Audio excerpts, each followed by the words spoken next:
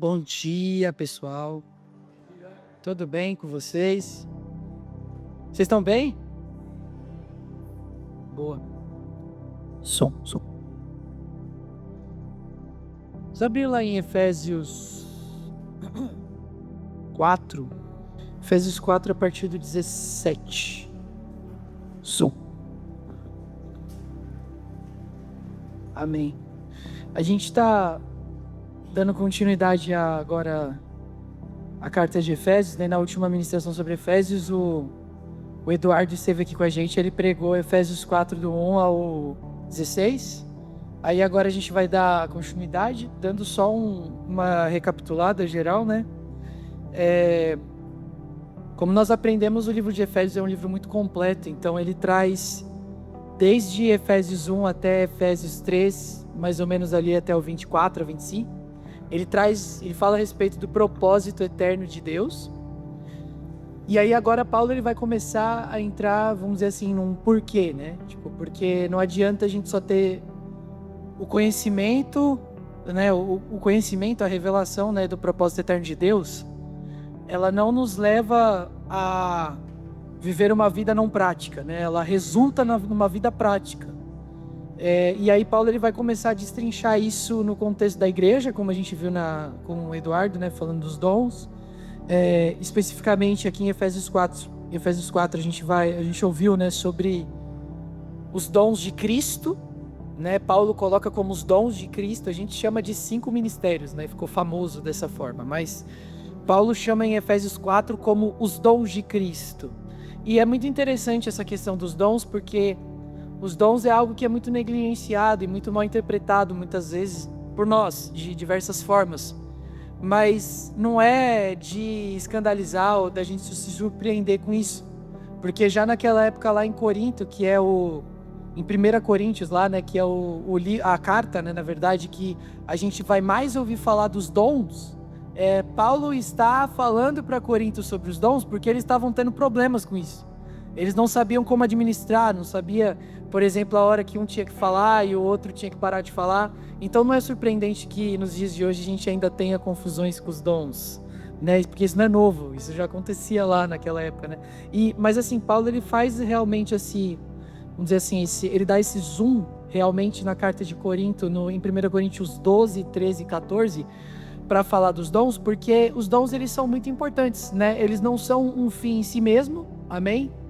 Ninguém profetiza para si mesmo, para se gratificar, mas os dons eles nos ajudam a edificar uns aos outros em amor, né? Essa é a finalidade dos dons. A finalidade do dom é para o outro, nunca é para nós mesmos. Se você for perceber, lá em 1 Coríntios 12, onde é falado dos dons do Espírito, são citados 9 dons, além de outros dons que até o Du comentou, né, em Romanos, fala do dom do serviço, né, que não está lá em 1 Coríntios também. E desses 9 dons e mais alguns que Paulo cita, apenas um dom é para nós, o resto é para o corpo. Você já reparou isso? Quando você profetiza para o corpo. Quando você tem discernimento de espíritos, isso envolve o corpo.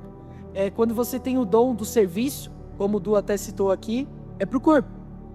O único dom que a gente poderia colocar como para nós mesmos é o dom do falar em línguas, né, que diz lá em 1 Coríntios 12, aos que seguem essa linha, né, interpretativa, de que o dom de línguas ele edifica a si mesmo, no dia a dia. Então é o único dom que fala de si mesmo, o resto fala dos outros. Mas no final das contas, 1 Coríntios 13, lá no último versículo, é dito que línguas cessarão, profecias cessarão, quando o que é perfeito vir. E Paulo ele está falando dessa perfeição. Gente, quem que é o único que é perfeito que vai vir? É Cristo. Então assim como o Du também comentou, e acho que no mesmo dia também eu vi uma pregação falando sobre isso do meu futuro sogro, Rogério, ele dizia que quando Jesus voltar, não haverá mais profecia. Mas por que não haverá mais profecia? Porque a própria profecia estará entre nós. Amém? Então quando Jesus voltar, não haverá mais profecia, porque a própria profecia estará entre nós. Jesus ele tem o espírito da profecia. Por isso que toda profecia que não tiver a sua base em Cristo, não é profecia. Pode ser qualquer coisa, menos profecia. Línguas cessarão, não terá mais necessidade dessas coisas, porque o próprio Cristo estará entre nós. Então, os dons, eles são essenciais, e eu acho que o mais importante do que a gente precisa pegar da última semana é que os dons, eles servem para a edificação do outro. Por isso que nós temos tanto problema com os dons, porque a gente só pensa em nós, geralmente, né, quando a gente fala do dom. Até quando a gente vai profetizar, você já teve esse problema de profetizar? Eu já tive, já recentemente, inclusive. Que você vai profetizar pela vida de alguém, você demora 3 horas para profetizar, né? Você fica perguntando, Jesus, envia um sinal. E se eu tiver errado? Se isso for só uma impressão, né, do meu coração? E aquela pessoa olhar com maus olhos, as pessoas ao meu redor olharem com os maus olhos. Mas você percebe que, tipo assim, nessa frase, o eu esteve presente muito, né? Muito. Então, por isso que nós não profetizamos, porque nós só pensamos em nós mesmos. Mas acredite em mim, no momento que você parar e falar, Senhor, nesse domingo aqui, não na hora da pregação, tá? Mas em outros momentos, eu quero abençoar a vida de alguém, eu quero, sabe, entregar uma palavra. Mano, tenho certeza que o Espírito Santo vai falar com você e vai mostrar da vida de uma pessoa, porque aí não vai ser para sua glória, vai ser para edificação do outro. Não vai ser mais interesse se o outro gosta ou não, ou se o outro foi impactado ou não. A importância maior vai ser se o outro se sentiu amado ou não. Entendeu? E eu vivi muito isso na época da minha vida, onde eu profetizava assim muito. E na sala de oração eu ia lá para trás, cruzava os braços, falava, Deus, e aí? Tem alguém aqui hoje sofrendo que precisa de uma palavra? E ficava lá esperando. E aí aquilo vinha, aquela impressão tal, às vezes dava errado, às vezes dava certo. Mas eu sempre me importava em fazer com que o outro se sentisse amado.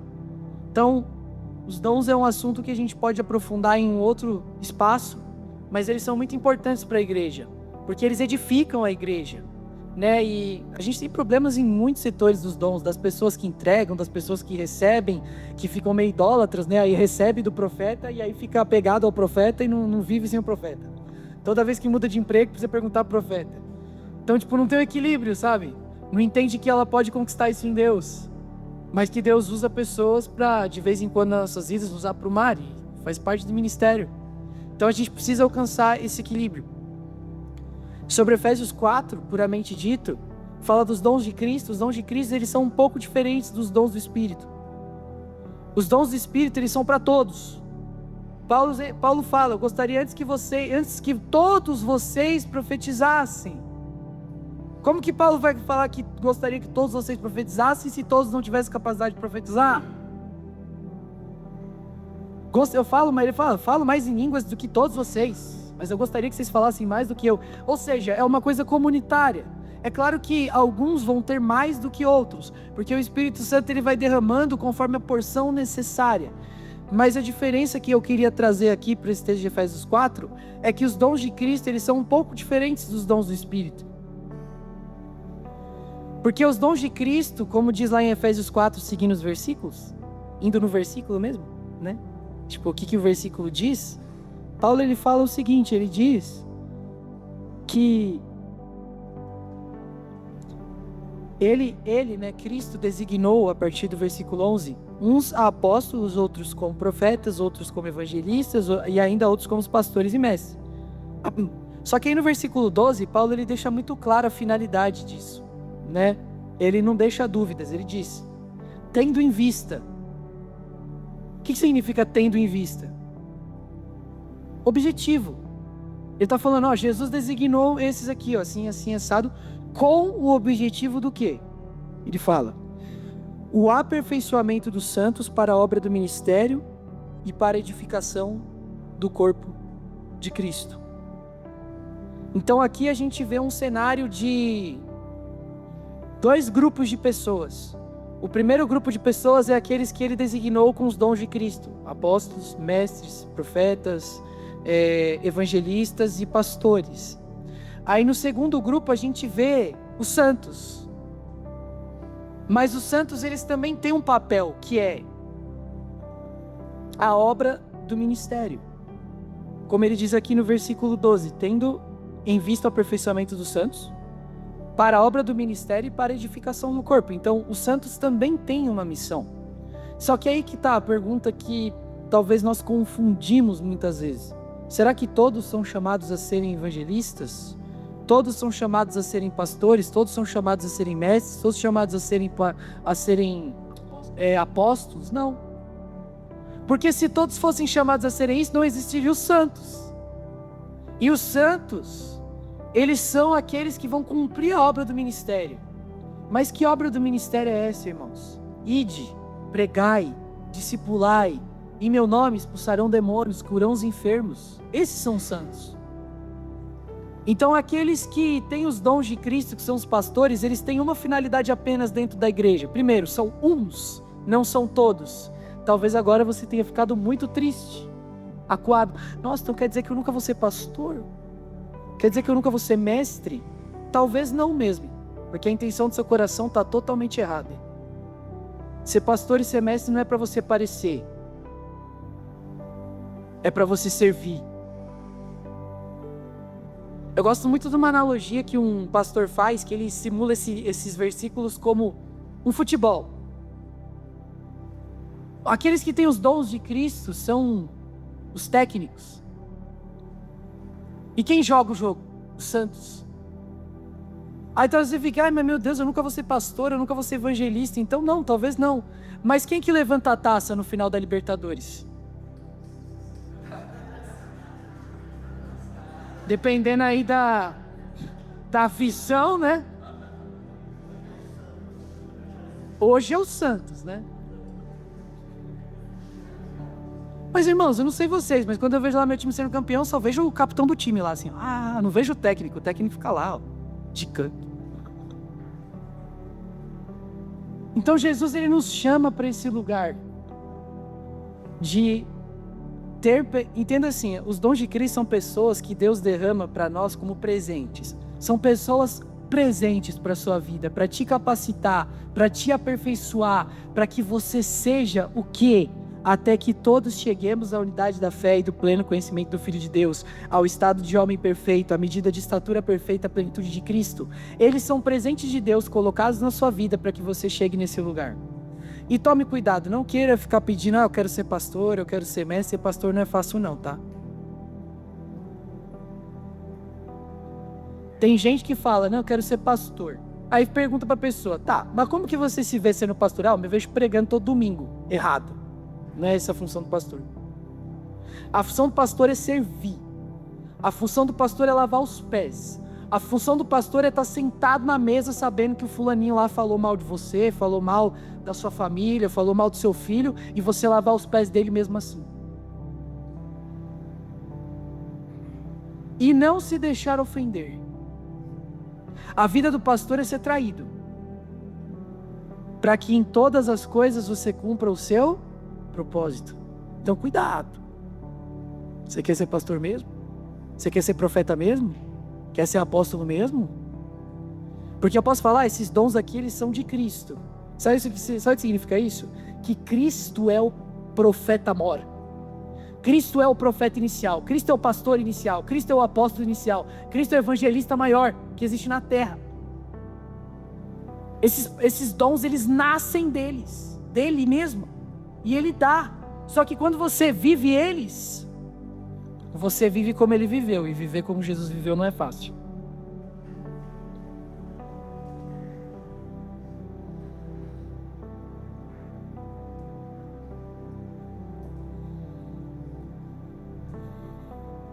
Frase anti-coaching: aprenda a ser traído.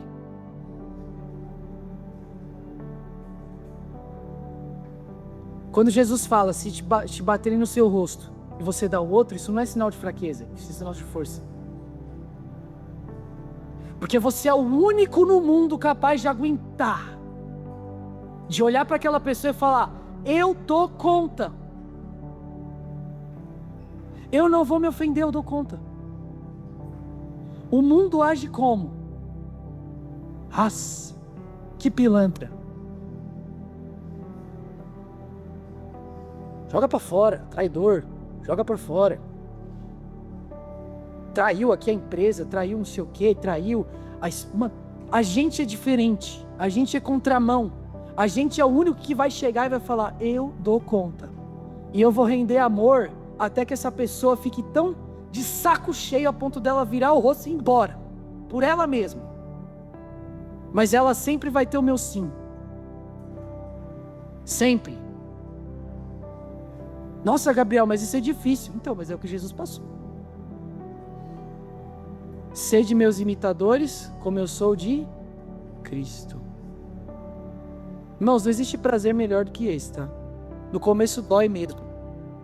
Mas, conforme vai passando, né? Você vai olhando para Jesus, você vai ficando satisfeito. Há um prazer nisso. Há um prazer nisso. Então é isso, fica aí a frase inicial: aprenda a ser traído. E sabe como você aprende a ser traído? Quando você sabe da traição, quando você recebe a dor da traição, quando você chora pela traição, mas você ainda lava os pés. Mas não lava os pés como aquela... que pé fedido.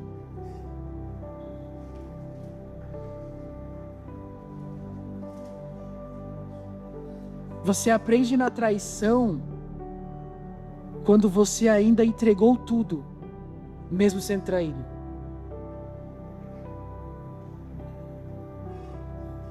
Porque Jesus entregou tudo, mesmo sendo traído. Como a gente já disse aqui várias vezes, na mesa, Jesus comeu o pão na mesa? Não comeu o pão na mesa. Jesus não comeu o pão na mesa. Por isso que lá em 1 Coríntios 11, Paulo fica bravo com Coríntios. Ele fala, vocês estão comendo, vocês não estão esperando uns pelos outros. Quando ele fala, vocês não discernem o corpo, ele não está falando de pecado, não, ele está falando do corpo mesmo, de Cristo. Vocês não estão discernindo o corpo. Sabe quando você come a ceia e você está em pecado? Quando você não discerne o seu irmão. E sabe como você não discerne o seu irmão? Quando você só está olhando para você. É você, eu, é o meu emprego, é a minha família, é a minha casa, os meus interesses, é o meu problema, é o meu não sei o quê. Aí você vai lá e come a ceia para purificar a sua família, a sua casa, os seus problemas. Você está comendo a mesa de Cristo sob condenação.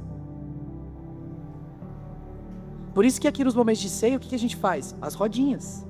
Para você olhar bem na cara do seu irmão e você entender. Eu estou partilhando o pão com meu irmão. Como Jesus fez. Ah, Gabriel, mas é difícil. Mas Jesus fez. O anseio do discípulo não é ser igual a Jesus? Não é isso? Então, o que Jesus fez? Ele sentou na mesa, aí tinha lá várias comidas e vários pães. Ele entregou primeiro para Judas, aí depois ele entregou para os outros. Só que ele não comeu. Ele não comeu. Porque ele deu tudo o que tinha para nos servir. Então, resumidamente, é aquela coisa, tipo assim, tá na mesa, tá na casa, tá na mesa, deixa todo mundo comer, se sobrar você come.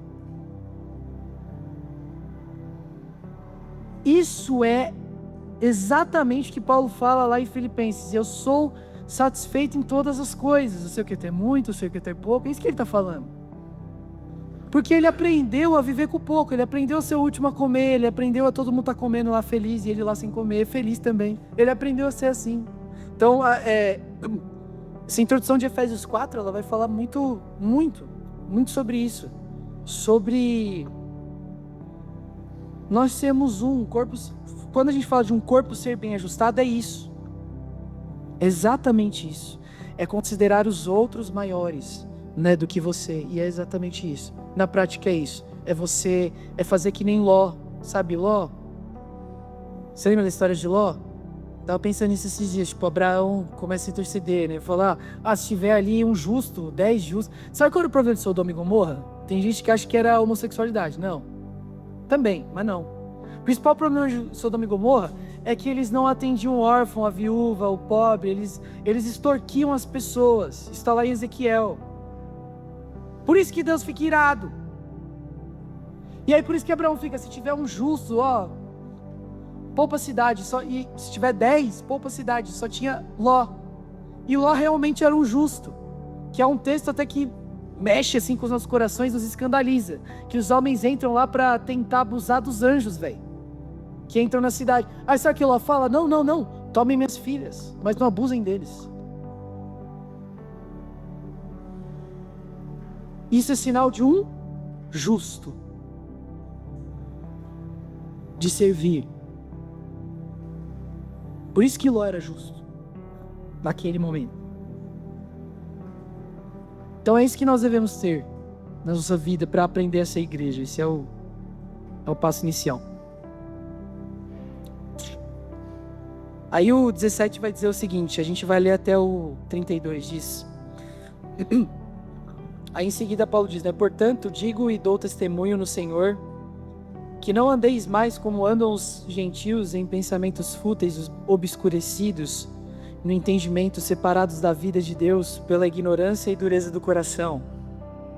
Havendo se tornado insensíveis, entregaram-se à devassidão para cometer com avidez todo tipo de impureza. Mas vós não aprendestes assim de Cristo, se é que de fato o ouvistes, neles fostes instruídos conforme a verdade que está em Jesus. A vos despir do velho homem do vosso procedimento anterior, que se corrompe pelos desejos maus e enganadores, e a vos renovar no espírito da vossa mente, e a vos revestir do novo homem, criado segundo Deus, em verdadeira justiça e santidade. Por isso abandonai a mentira, e cada um fale a verdade com seu próximo, pois somos membros de um só corpo, somos membros de uns dos outros. Quando sentirdes raiva, não pequeis, e não conserveis a vossa raiva até o pôr do sol. Nem deis lugar ao diabo. Aquele que roubava não roube mais, pelo contrário, trabalhe fazendo com as mãos o que é bom, para que tenha o que repartir com quem está passando necessidade. Não saia da vossa boca nenhuma palavra que cause destruição, mas só a que seja boa para a necessária edificação, a fim de que transmita graça aos que ouvem. E não entristeçais o Espírito Santo de Deus, com o qual fostes selados para o dia da redenção. Toda amargura, cólera, ira, gritaria e blasfêmia sejam eliminados do meio de vós, bem como toda a maldade. Pelo contrário, sede bondosos e tende compaixão uns para com os outros, perdoando uns aos outros, assim como Deus vos perdoou em Cristo. Amém. A partir do versículo 17, Paulo vai entrar aqui a respeito de santidade. Talvez são 11h30, você falou, Gabriel fugiu totalmente do tema. Não fugi.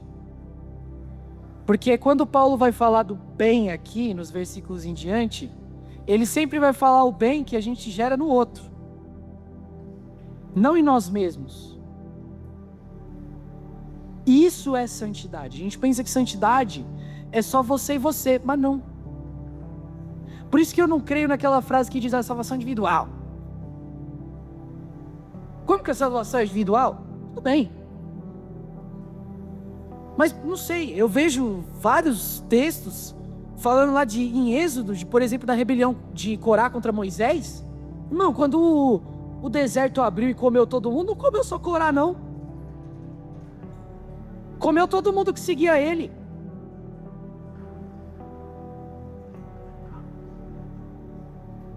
Irmãos, entenda isso. O pecado é nosso.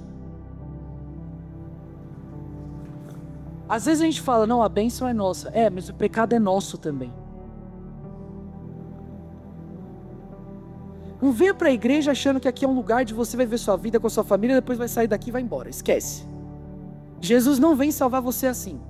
Desculpa ser grosso, rígido e certeiro, mas Jesus ele vem salvar uma igreja. Se você não está aprendendo a ser igreja, você não vai ser salvo. Desculpa falar dessa forma. Porque não é sobre você. É sobre Ele. Se você vem aqui para ver um culto domingo, mas não se envolve com a igreja, não se envolve com as dores do irmão que está do seu lado, não confessa pecado para o irmão que está do seu lado, não escuta as dores do irmão que está do seu lado, você não é igreja. Você não é eclésia. O poder de Deus, como nós vemos lá em Efésios 3, a multiforme sabedoria de Deus vai ser derramada por meio de quem? Vocês lembram? Da igreja.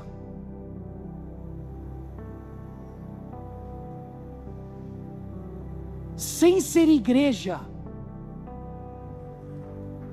não vai dar certo. Você tem alguém que conhece as suas debilidades?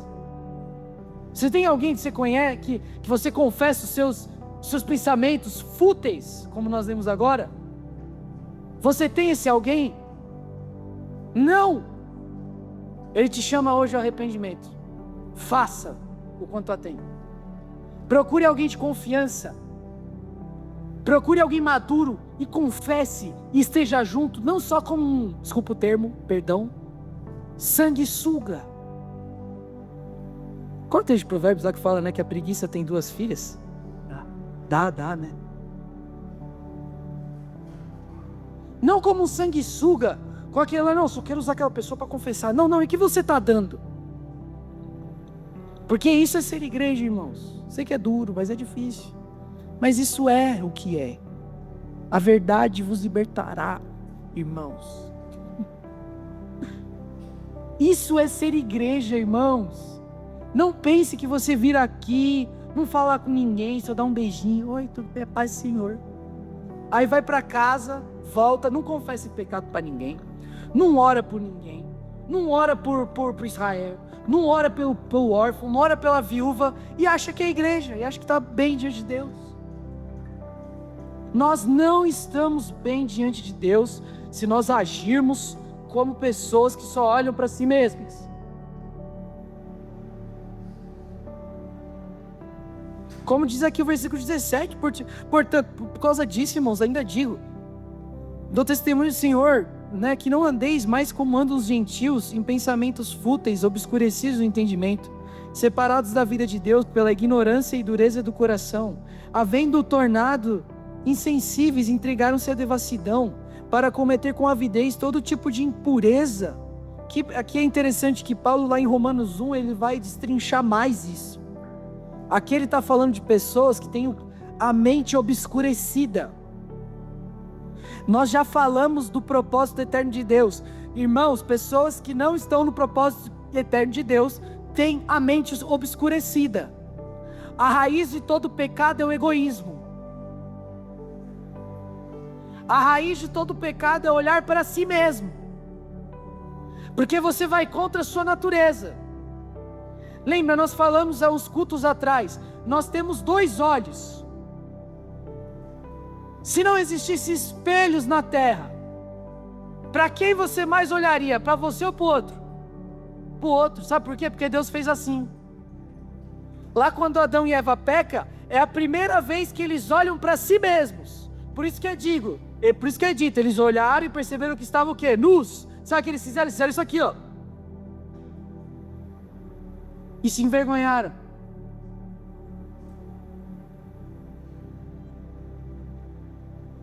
Lá no Éden e depois em Caim e Abel foi quebrado esses 2 pontos. Primeiro, o amor a Deus, porque houve rebeldia a Deus. E segundo, o amor ao próximo.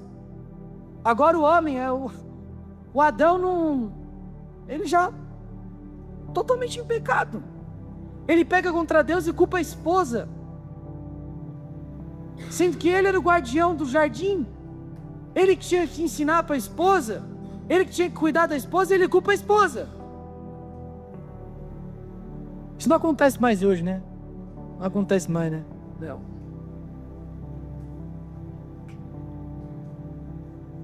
Se você é esse marido que culpa a sua esposa, você está com a mente obscurecida.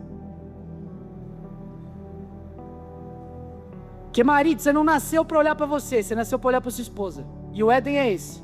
É dando prazer para o outro, é a esposa dando prazer para o marido e o marido dando prazer para a esposa. Esse é o casamento.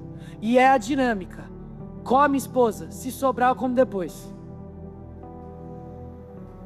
Porque é para isso que a gente nasceu. Só que isso não é só para o casamento, é para tudo. E quando nós fazemos isso, nós estamos com a mente obscurecida.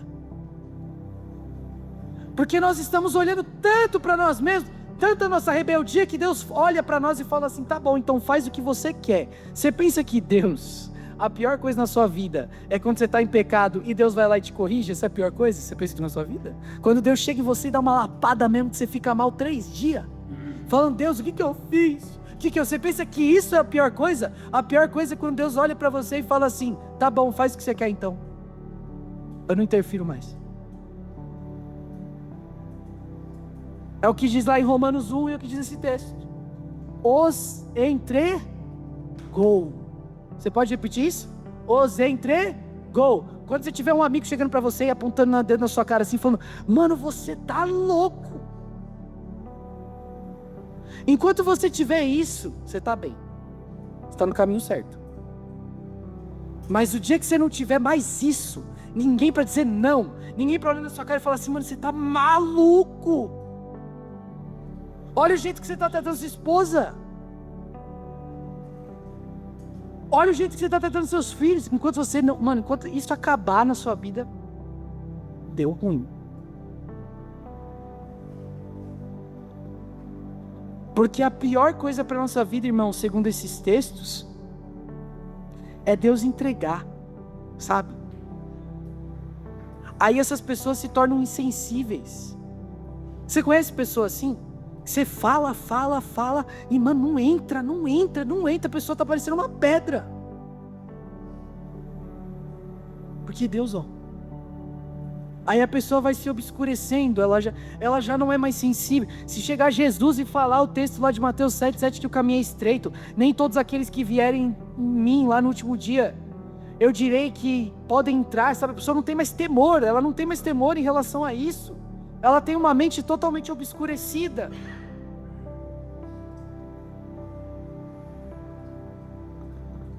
Essas pessoas já estão entregues. Aí Paulo fala, é assim que os gentios viviam, é assim que vocês viviam antes, mas agora há uma nova vida. E aí ele diz, mas vós não aprendestes assim de Jesus, de Cristo, se é que de fato ouvistes nele, né, ouvistes dele, né, e fostes instruídos conforme a verdade que está em Jesus. E aí qual que verdade é essa? A vos despir do velho homem, do vosso procedimento anterior, que se corrompe pelos desejos maus e enganadores. Agora nós estamos em outro lugar, agora Jesus ele nos chama para nós nos despirmos do egoísmo, nos despirmos da imoralidade, nos despirmos do egocentrismo, e nos vestirmos de Cristo, de quem Ele é, do que Ele fez, do que Ele está fazendo. Eles dizem que, o texto diz que os desejos que nós temos são maus e enganadores. Isso significa que eles são ruins e ainda são enganosos.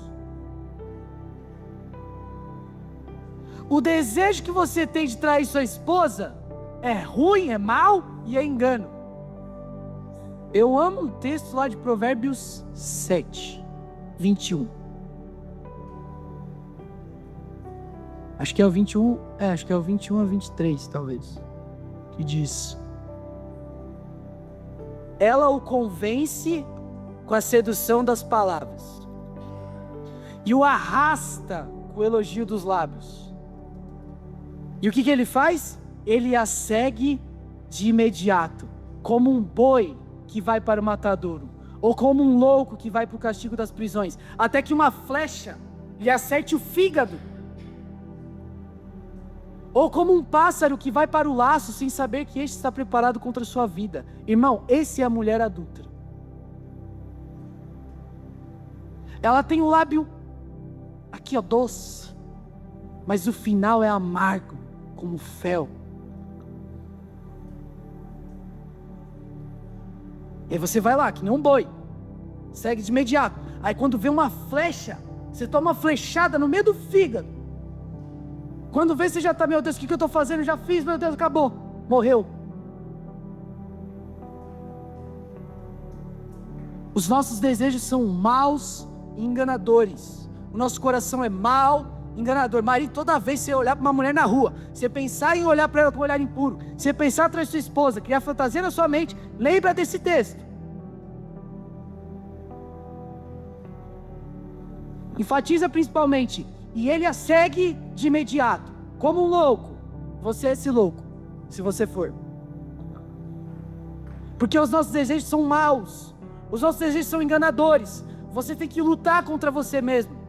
Você tem que se vestir da armadura de Cristo. Você tem que se vestir do novo homem. Você tem que se vestir de Cristo. Como diz lá em Provérbios 5 também. Para de ser louco, como que você vai lá abraçar o seio da adúltera? Você tem o seu manancial, guarda o seu manancial. Você é louco? Fica derramando seus mananciais, o que você tem de bom, o que você tem para a glória de Deus, pelas ruas, como se não fosse nada. Você está louco. E aí é o momento que entra a igreja, que vai vir alguém na sua vida, vai apontar o dedo na sua cara e vai dizer: você tá louco. Porque você tá mesmo, não fica ofendido não. Você tá louco mesmo. Davi, quando apontou o dedo na cara dele, ele sendo rei, ele podia mandar decepar o Natan, velho. Ele é rei, como muitos outros reis fizeram. Mas ele não. Quando ele tomou o dedo na cara, ele foi lá e falou: pequei, ele reconheceu. Nós precisamos nos revestir, tirar o velho homem, entrar o novo homem. Aí como ele diz aqui: e a vos renovar no espírito da vossa mente, e a vos revestir do novo homem, criado segundo Deus, em verdadeira justiça e santidade. Por isso, irmãos, nós temos que agora renovar a nossa mente. Como que nós renovamos a nossa mente? Fazendo o que eu falei aqui agora. Quando o pensamento contrário à palavra de Deus vir, você cita a palavra de Deus. Ah, Gabriel, mas não é claro para mim ainda. Não é claro mesmo, você está se desintoxicando. Mas vai chegar um ponto que você já vai estar puro. E vai ficar claro para você. Claro. O quanto aquele desejo enganador, aquela vontade de mentir, aquela vontade de xingar, aquela vontade de falar mal dos outros, de fofocar, aquela vontade de cometer imoralidade sexual, de trair sua esposa, de trair seu marido, de trair seus amigos, você vai começar a ver o quanto isso é esterco, o quanto isso não passa de cocô, fezes do diabo, entregues a você como se fosse um brigadeiro. Você vai lá e se delicia daquilo. Aí você vai começando a entender o quão prazeroso é mais estar em Deus do que nessas coisas. E aí você vai começando a caminhar. E isso é o renovar-se, renovar o espírito da vossa mente. Isso é você renovar a mente dia após dia. Por isso não adianta querer achar que você vai vencer a você mesmo sem ler a Bíblia, sem confessar pecado para os irmãos. Não vai.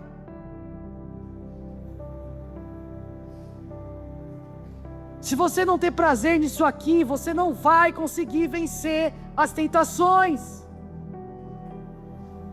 Porque tentação não é pecado.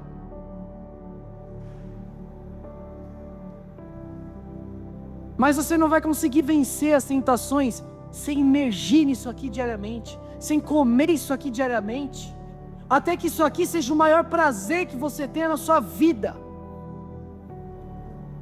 Vai ser impossível. Isso é se revestir do novo homem. Aí ele fala: e vos revestir do novo homem, criado segundo Deus, em verdadeira justiça e santidade. Irmãos, o que é santidade e o que é justiça, se não é o que nós estamos falando aqui? Se não é o exemplo que nós damos aqui? Por isso abandonai, ele começa a citar, a mentira. Cada um fale a verdade com o seu próximo, pois somos membros do mesmo corpo. A mentira afeta o próximo. Quando sentirdes raiva do irmão, aleluia. Quantos aqui já sentiram raiva do irmão? Eu já. Não pequeis e não conserveis a vossa ira até o pôr do sol, nem deis lugar ao diabo. Irmão, quando você não corta o pecado pela raiz, quando você não corta o pensamento, você começa a dar lugar para o diabo. Você entra no estágio de sedução. Quantos já leram Tiago 1,14 aqui? Lá Tiago 1,14 fala que nós não somos tentados por Deus. Fala que nós somos tentados pelo nosso próprio mau desejo. E por isso nós somos tentados, arrastados, seduzidos, e aí nós vamos lá e cometemos o ato. Quando o pensamento vem para você falar mal do irmão, para você fazer não sei o que com o irmão, e você fica deixando aquilo lá e você não corta, você vai se deixando seduzido, aí você vai alimentando. Pô, ele falou mesmo, né? Ele falou, né? Pô, ele não veio mesmo, né? Olha aqui. Que filha da mãe. Aí parece que vai vindo mais pensamentos, né? Ah, não, mas e aquela vez lá que ele fez não sei o que lá? Aquela vez que ele falou, né? Você lembra dela? Da vez que você falou? É verdade, ele falou, né? Quando você vê, você já está explodindo e dando lugar ao diabo. O pecado tem que ser cortado pela raiz. Quando ele vem, você tem que dar uma machadada no meio sem dó, assim, ó. Trau. Porque, como diz lá em Mateus 13 também, do coração nascem os... Isso. É do coração que vem os pecados, que nascem os homicídios, que nasce a imoralidade, é do coração. É interessante que no texto original, o coração, ali, né, tem uma similaridade com a mente. É na mente que começam as artimanhas. Por isso que Paulo fala, renova a mente, cara. O que você está plantando aí no seu jardim? Pergunta para o irmão do seu lado, o que você está plantando aí no jardim? Que jardim é esse? Pergunta para ele, que jardim é esse? Sabe que jardim é esse? É a sua mente. É a sua mente, irmão. A sua mente é como se fosse um jardim. A nossa mente é uma ferramenta poderosa. Aí os psicólogos aí já começam a ficar, legal, vai falar de mente, né? A mente é uma ferramenta poderosa. Tem a história de um homem, olha isso que doido, a gente já está caminhando para o fim, tá? Tem a história de um homem que ele ficou preso num container de carne, né? Ele trabalhava nesses lugares de distribuição, né? De carne. E certo dia no trabalho ele ficou preso no container, uma vez. Ele ficou preso ali no container. E aquele container frio, gente. Friozaço. Que nem esse ar agora. Muito frio. Está indo aumentar. Aquele container frio assim. Aí ele ficou preso lá dentro e começou a ficar desesperado. Começou a clamar, pessoal, alguém me ajuda? Mano, ninguém ouvia, deu um desespero no cara. Ele começou a escrever na parede, do gelo, assim, não, é minha última vez, agora eu passo dessa pra melhor, acabou minha vida, começou a escrever lá, vou morrer, não sei o quê. Aí quando chegou lá de manhã, os amigos dele de trabalho, eles acharam ele morto lá. Só que o mais interessante é que, quando eles foram ver a temperatura estava de 12 a 15 graus, mais ou menos. Então ele não morreria, cientificamente, por hipotermia. Ele não morreria. Mas o desespero dele foi tanto, ele ficou tão desesperado, ele acreditou tanto naquilo, que ele morreu. Sabe o que isso ensina? Que a nossa mente é uma ferramenta poderosa. Porque a maneira como nós nos enxergamos é a maneira que nós vamos ser. Ele acreditou que iria morrer. Ele acreditou que estava abaixo de zero. Ele acreditou que era o fim dele. E nem estava tão frio assim, ele acabou morrendo. Mesmo assim. Porque ele acreditou naquilo. Por isso que Paulo fala, renovem a mente. Porque a mente é um território fértil. O que você tem plantado na sua mente? O que você tem deixado entrar na sua mente? Presta atenção aqui, gente, essa parte é importantíssima. O diabo, ele quer tirar essa parte aqui, eu tô sentindo. Essa parte aqui, o diabo tá querendo... não, vou dar distraidinha nele sim, porque essa parte aqui é importante. O que você tem plantado na sua mente? Como assim, Gabriel, que eu tenho plantado na sua mente? O que você fica aqui, ó?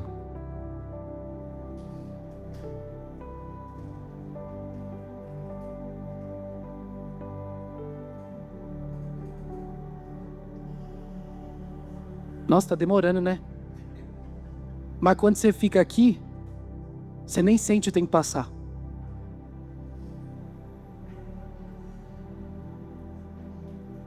O que você tem alimentado na sua mente? O que você tem visto? Que filme você tem visto? Que Reels você tem visto?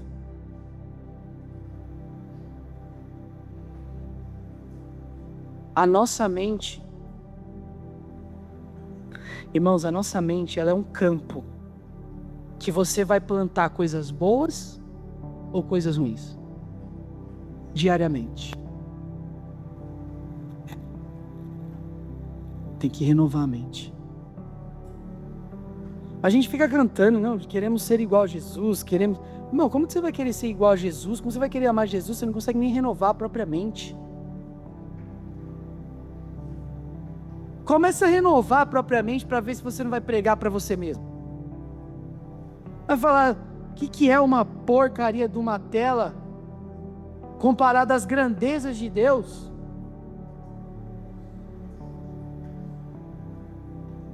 O que você tem implantado na sua mente? Dancinha do TikTok? É isso? Você tem implantado? Vamos direto ao ponto? É dancinha do TikTok? É piadinha que duplo sentido? Que você dá risadinha? É isso que você tem implantado na sua mente? É isso? Ah não, Gabriel, mas isso aqui não é pornografia não. Tem nada de explícito, olha isso aqui, é só uma mulher dançando. É só uma piadinha. É só uma insinuaçãozinha. Aí vê o filme lá, aí tem gente que fala assim, ai, tem que tomar cuidado. Que aí o filme que vem, aí passa uma cena de sexo, aí, tira.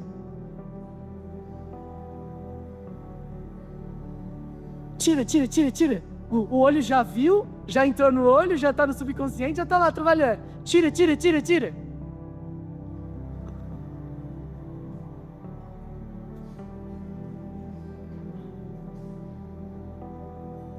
Eu já ouvi gente na igreja falando que tudo bem em assistir Game of Thrones.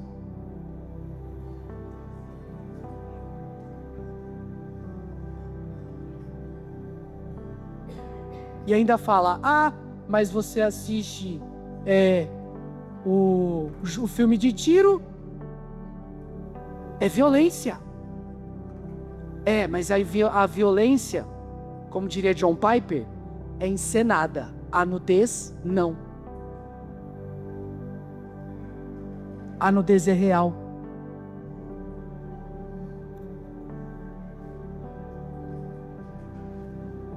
Até quando você vai deixar o diabo entrar na sua casa e fazer o que quiser na sua vida?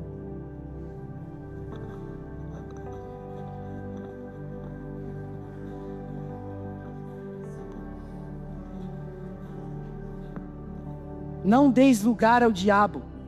Para finalizar, aquele que roubava não roube mais, pelo contrário trabalhe fazendo com as mãos o que é bom, para que tenha o que repartir com quem está passando necessidade.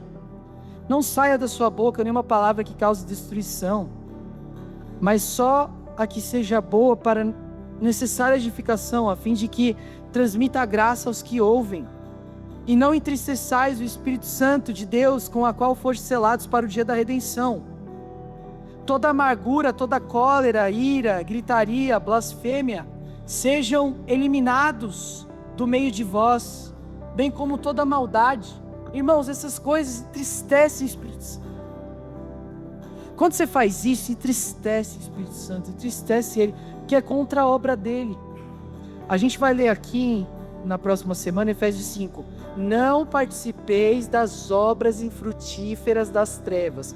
Quando você permite que essas coisas entrem na sua casa, que você sabe as coisas que são, você sabe as coisas que estão sendo pregadas, porque as séries pregam, os filmes pregam. Quando você deixa essas coisas entrarem na sua casa, você está fazendo parte das obras infrutíferas das trevas. Irmãos, isso é preocupante. Eu sei que é 11h57, mas é preocupante. Eu não estou conseguindo sair disso. Irmãos, hoje crente não sabe que é crente, que não é crente. O casamento do não cristão e do crente é igual.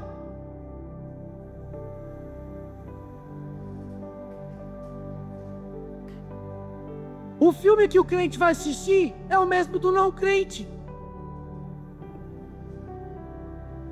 Eu não sei vocês imaginam Paulo com sangue nos olhos aqui falando, meu Deus, o que vocês estão fazendo?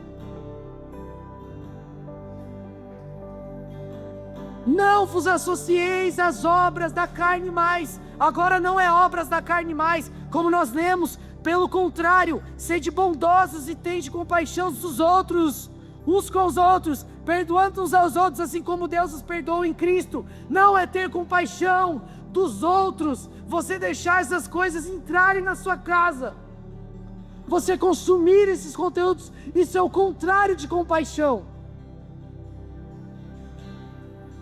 Você fornicar com a sua namorada é o contrário de compaixão.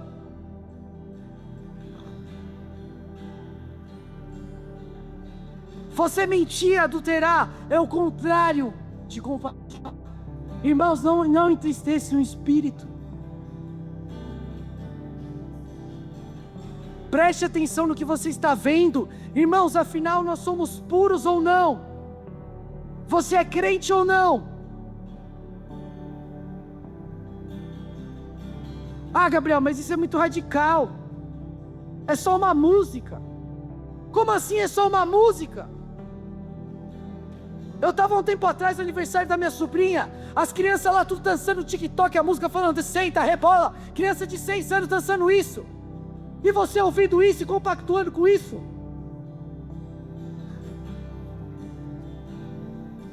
Crianças de 6 a 10 anos, gente. O que vai ser dessas meninas quando elas crescerem? Fazendo dancinha no TikTok lá, quase se mostrando toda, com 6 a 10 anos. O que vai ser dessas crianças? Como que essa criança vai crescer com essa exposição? Irmão, tem esses olhos abertos. Não é sobre você, mas o diabo muitas vezes é mais esperto do que a gente.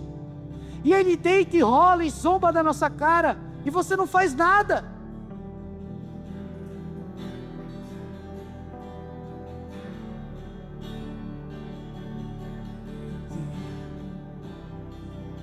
O diabo, ele não tá para brincadeira. Ele não tá para brincadeira. E ele não tem medo de crente que não sabe de Bíblia não, tá? Às vezes a gente fica impressionado, ele sabe, ele decorou o versículo, isso é o mínimo. O diabo, ele não fica com medo de crente que não sabe Bíblia, que não ora, ele não fica, já é dele. Aí quando esse crente vai orar e vai expulsar, ele ri. Ele ri da cara. Não tem força. Mas sabe quem o diabo tem medo? Aquele que ora. Aquele que lê a palavra. Aquele que conhece a palavra. Esse aqui ele já fica meio aware assim. Já fica, meu Deus, aquele ali. Esse aí. Amém, irmãos? Então vamos ficar de pé.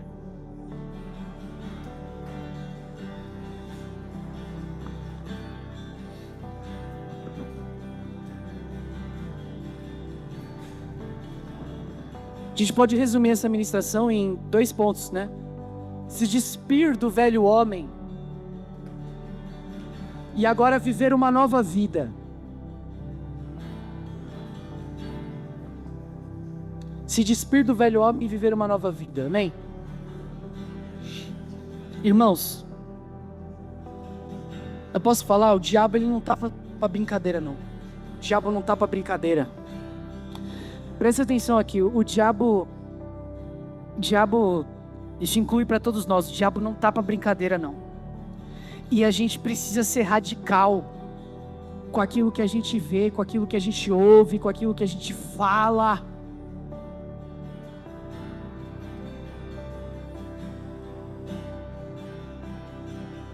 A gente precisa ser radical na forma que a gente trata os nossos irmãos.